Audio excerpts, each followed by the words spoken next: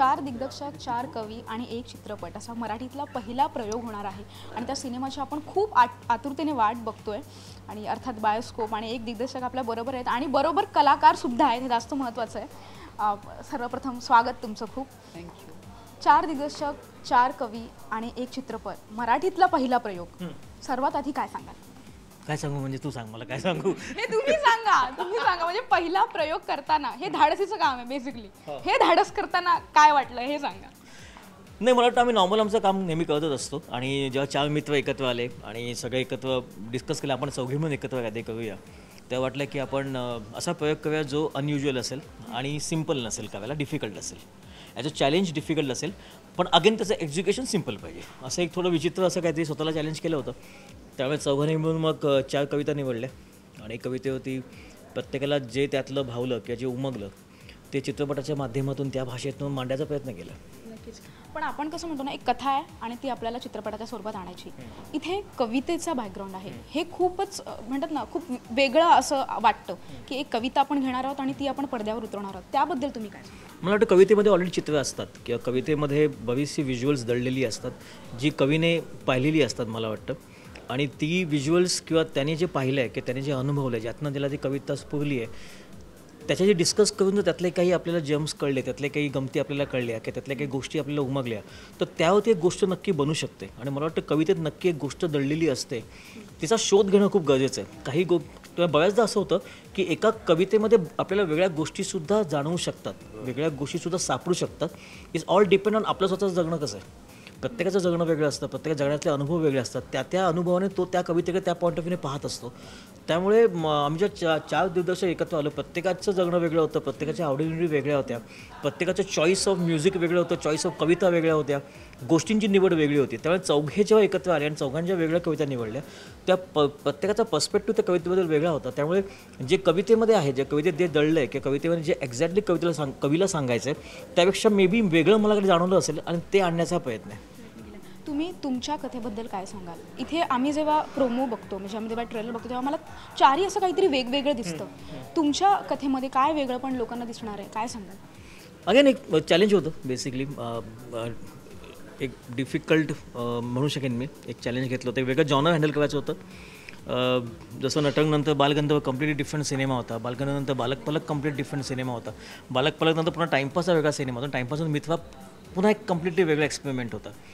पण मित्राने जेन्युअनली मला पर्सनली असं वाटलं, जेव्हा उदासीता या कोणता रंग आहे कविता जेव्हा मला आवडली आणि मी जेव्हा संदीपशी पहिल्यांदा बोललो की कविता सुचली कधी, तेव्हा संदीप मला खूप वर्ष आधी मागे घेऊन गेला. तो मला जेव्हा मी कॉलेजमधनं बाहेर पडलो आणि त्यावेळी माझ्यासमोर 2 मार्ग होते, आयदर मी एक कवी किंवा लिहू शकतो मी ॲडिजन्सीमध्ये, त्यावेळी मला वाटतं कॉपी रायटिंग करू की मी कविता याचं माझं करिअर करू किंवा मी इंजिनिअरिंगकडे जाऊ.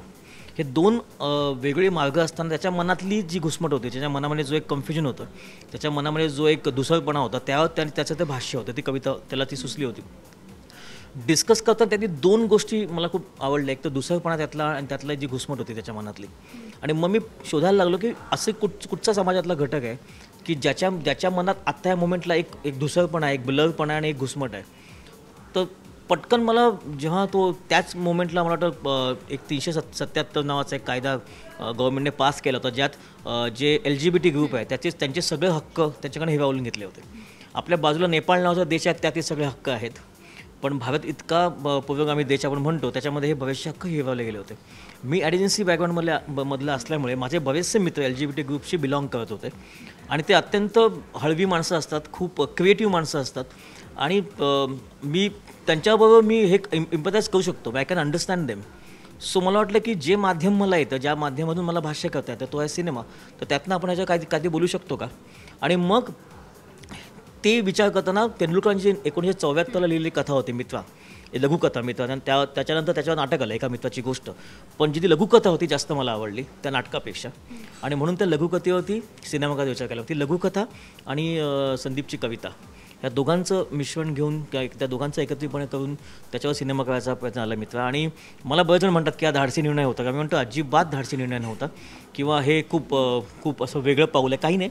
आपल्या आजूबाजूला अशी बरीच माणसं आहेत, आपण त्याबद्दल बोलत नाही म्हणून कदाचित ते धाडसी वाटतं, पण आपण त्याबद्दल बोललं तर खरंच सोपं आहे. आपल्या आजूबाजूला आहेत, आपल्या समाजामध्ये ते कित्येक माणसं आहेत आणि खूप डिफिकल्ट असतं जेव्हा मी याला डिसीज म्हणणार नाही किंवा मी याला काय दुसरं नाव देऊ शकत नाही, पण एखाद्या मुलाला किंवा मुलीला जेव्हा सडनली वयात येताना वाटतं की माझी बॉडी जी आहे त्याला मी बिलॉंग करतच नाही, माझं साऊल कम्प्लिटली वेगळा आहे, त्यावेळी त्याला आपण काय करणार, त्याला आपण काय बोलणार, त्याला आपण सडनली क्रिमिनल ठेवू शकत नाही, त्याला आपण सडनली विकृत म्हणू शकत नाही, त्याला आपण वेडा म्हणू शकत नाही.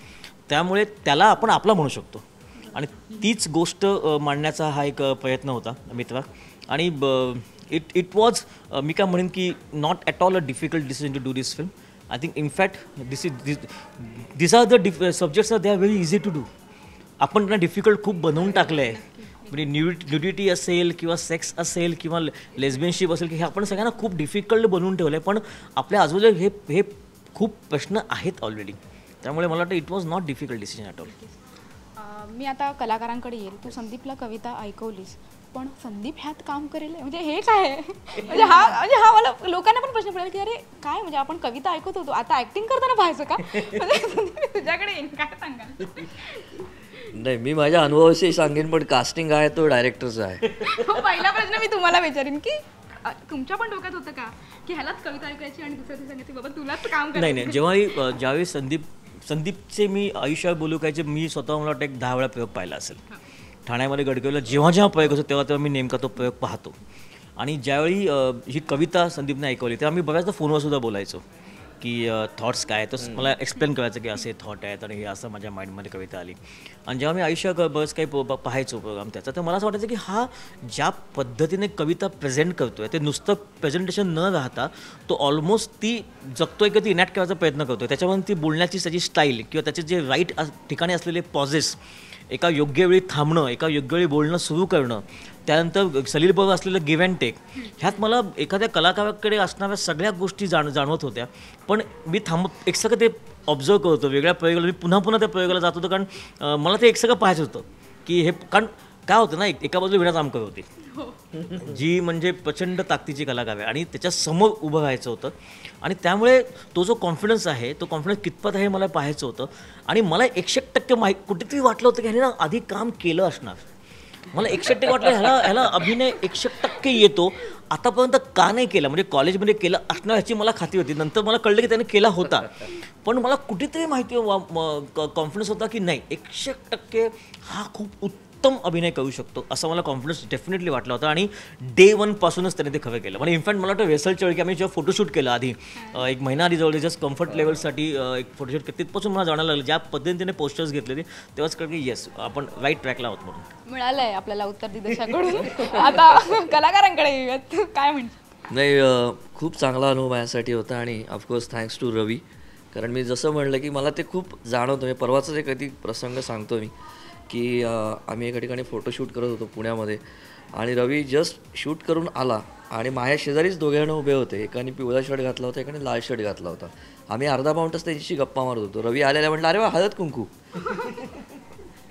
याला टिपणं म्हणतात किंवा याला जे म्हणतात ना आपण आर्ट डिरेक्टर किंवा डिरेक्टरची जी नजर असते ना ती. तर मला वाटतं त्यांनी माझ्यावरती विश्वास टाकला आणि मी ते सार्थ करण्यासाठी तो खूप प्रयत्न पण केलेला आहे. पण तुम्हाला कधी असं वाटलं होतं का की असं काहीतरी मी करीन, रवी जाधव बरोबर करीन आणि कवितेवर म्हणजे वेगळा प्रयोग असेल त्यामध्ये मी करीन, हे कळतंय का? म्हणजे असं खूप वेगवेगळं सगळं आलेलं आहे. माझी कल्पनाशक्ती इतकी छान नाही आहे फ्रँकली सांगायचं तर. इतकं चांगलं मी करण्याचं मला खरंच वाटलं नव्हतं की एवढा चांगला सेटअप मला मिळेल.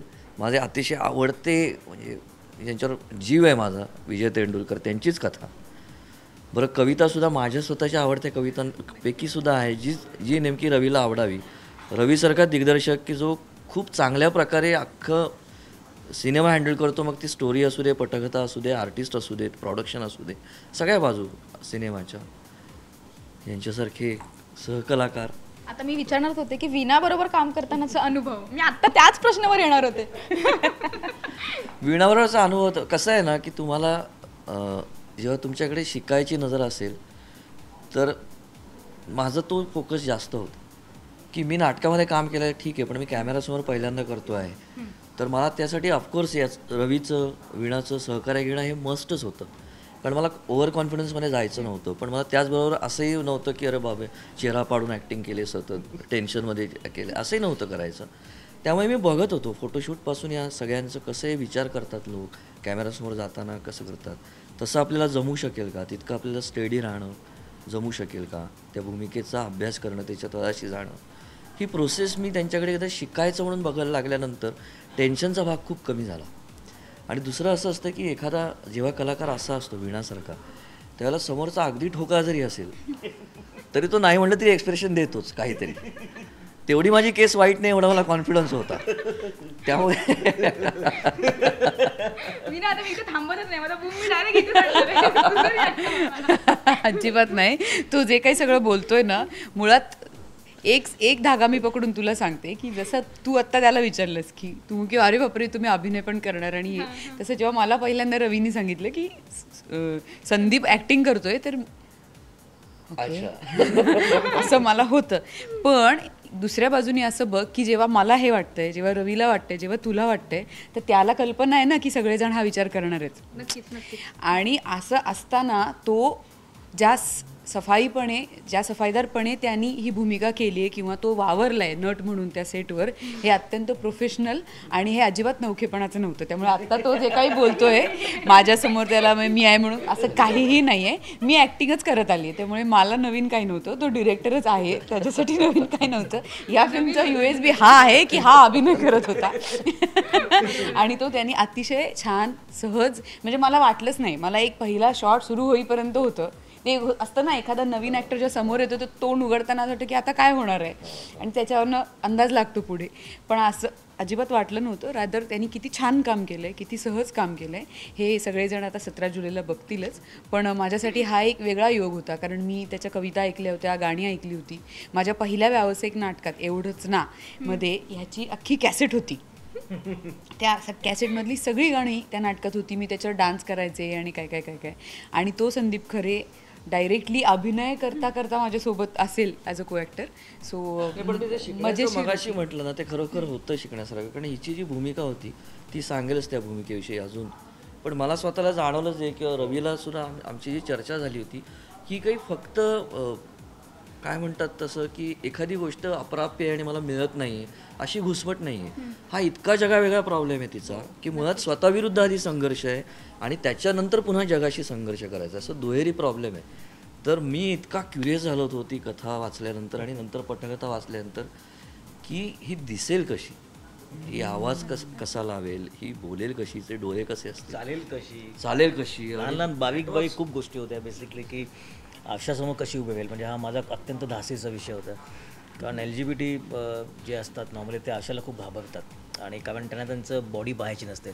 देवाने जे दिले आहे त्यांना शरीर, ते त्यांना आरशासमोर पाहायचं नसतं. सो मी बराचसा रिसर्च केला तर मला असं जाणवलं की येस, आरशाला ते खूप घाबरतात. म्हणून एक अख्खा मोंटाज, म्हणजे विणाचा अखंड एक मोंटाज फक्त आरशामध्ये काही रिफ्लेक्शनमध्ये, जे पहिल्यांदा मृण्मयीला भेटते ते हे संपूर्ण पहिल्यांदा चहा पितात, हा सगळा एका रिफ्लेक्शनमध्ये केला होता. कारण ते रिफ्लेक्शनला घाबरतात, त्यांना तो रिफ्लेक्शन नको हवं असतं. आणि मला खूप चित्रपालिक जेव्हा भेटला तेव्हा म्हणाले की बाबा हे कसं लक्षात आलं हे की हे जे खरंच खूप छोटी गोष्ट आहे. आणि आरशाला घाव, आणि त्यातले बारीक मोमेंट, तिचं चालणं मला आठवतं. तिच्यासाठी मेघान जे कॉस्ट्यूम पण केले होते ना, हे फेमिनाईन कॉस्ट्यूम असून पण त्याला एक पुरुषी असा हलकासा टच त्याला प्रत्येक गोष्टीला होता.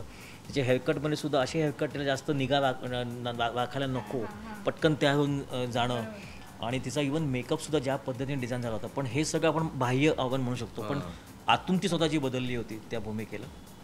नुसतं हा बोलणं की तुझं एक हसणं आहे, त्या पाहाल ते हसणं, तेव्हा आपण म्हणतो गडगडाटी असं ते एक हसणं असतं मोठं, एखाद्या पुरुषाचं हक्क गाजवल्यानंतरचं जे हसणं असतं, त्या बारीक खूप गोष्टी.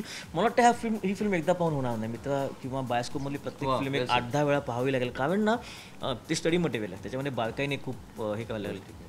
आणि म्हणजे मला खूप गोष्टी, म्हणजे बोलायला गेलं तर खूप 2-3 तास लागतील. पण सिगरेट कशी पकडणं किंवा ती कशी ओढली जाणं, ते विणाने मला याच्या आयुष्यात कधी याच्या आधी स्मोकिंग केलं नव्हतं. पण स्मोकिंग पण असं केलं पाहिजे की ते आपल्याला वाटलं मी खूप स्मोक करतो, किंवा ड्रिंकिंग असं केलं पाहिजे की पुरुष कसं ड्रिंकिंग करतो. आणि वी आर टॉकिंग अबाउट 1947. तर आत्ताचं असं नाही आहे, ते खूप त्यावेळेस एक वेगळी होती. म्हणजे that was one of the biggest luxury त्यावेळी त्या लोकांच्या ह्याच्यामध्ये होती. आणि त्यावेळी SP कॉलेजमध्ये त्यावेळी सर्व श्रीमंत मुलं जायची. आपल्याला माहिती आहे त्यावेळी 7वीला मॅट्रिक होतं, आणि नंतर कॉलेजमध्ये खूप श्रीमंत मुलं यायची. अख्ख्या म्हणजे महाराष्ट्रीयन लोक SP कॉलेजला यायची. तर श्रीमंत घरातली मुलं होती ऑलरेडी. त्यामुळे त्यांचा जो एक प्रकारचा एक सिक्रेट पकडणं डिफिकल्ट होतं. ते सगळा जो माज जो असतो एक तो खूप बारीक गोष्टीतनं आला होता की मी तो पाहत होतो येतोय ना आलाय. तर ह्या सगळ्या गोष्टी खूप महत्त्वाच्या आहेत. त्यामुळे बाकी विना सांगेल तुला. नाही, मला विनाकडेच यायचं आहे. जसं तुम्ही म्हणालात की खूप रिस्क होती हा विषय मांडणं, पण विना मी स्वतः सांगेन, म्हणजे हे लोकांना पण प्रेक्षकांना पण हे पटेल. जेव्हा आम्ही ट्रेलर बघतो माझ्या अंगावर काटे उभे राहतात. तुझं एक सेंटेन्स आहे, मी वेगळी आहे, म्हणजे एक सेंटेन्सवर सगळं सांगून जातं. असं वाटतं की वेगळी आहेस, त्यामुळे तुला वेगळंच दाखवायचं आहे. तू स्वतः काय सांगशील याबद्दल? खरं तर रवीनी पहिल्यांदा जे सांगितलं ना, तो ह्या थॉट प्रोसेसचा मूळ भाग आहे की आपण त्यांना वेगळं केलं आहे, ते वेगळे नाही आहेत, आपली दृष्टी त्यांच्याकडे बघण्याची वेगळी आहे. अदरवाईज ते चार चौघांसारखे आहेत. म्हणजे त्यांचं समलिंगी असणं हा त्यांचा एक लैंगिक आयुष्याचा भाग आहे. त्या व्यतिरिक्त त्यांच्यात काही फरक नाही आहे, काही व्यंग नाही आहे किंवा काहीच नाही आहे. तर मुळात माझ्या डोक्यात ही कन्सेप्ट आधीपासून क्लिअर होती. ह्याचं क्रेडिट मी थोडंसं देईन चेतन दातार आविष्कारला. मी कॉलेजला असताना त्यांनी ह्याच्यावर 101 माधव बाग नावाचा एक दीर्घांक लिहिला होता आणि तो परफॉर्मन्स मी पाहिला होता. ती कथाच मुळात एक आई सांगायची की माझा मुलगा गे आहे हे त्यांनी मला सांगितलं आणि त्या आईची घुसमट आणि तिने तिच्या मुलाला आहे तसं स्वीकारणं. सो मला वाटतं मी पहिल्यांदा आयुष्यात ह्या विषयाबद्दल ऐकलं एका नाटकात, ते डायरेक्ट आईच्याच तोंडून ऐकलं. तर माझा अर्धा जो लढा होता, जो संघर्ष होता हे सगळं वास्तव स्वीकारण्याचा, हा चेतननी तिथेच संपवला होता. आणि त्याच्यानंतर ह्या 10 वर्षात खूप लोक भेटत गेले, याच्यावर चर्चा होत गेल्या आणि ते कधीच नाही आलं मनात की हे काही वेगळे असतात वगैरे.